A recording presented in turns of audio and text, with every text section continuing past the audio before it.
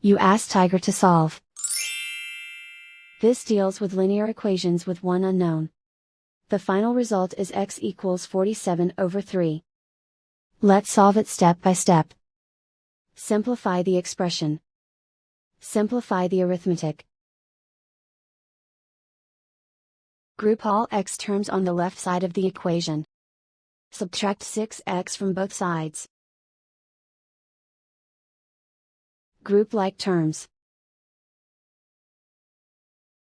Simplify the arithmetic.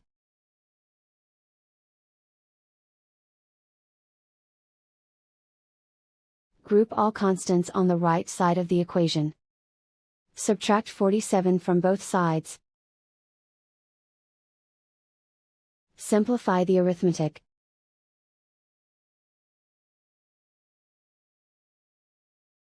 Isolate the x.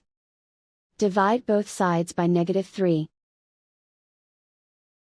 Cancel out the negatives.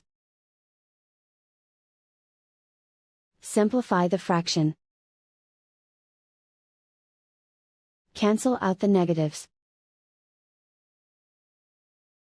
And so the final result is x equals 47/3.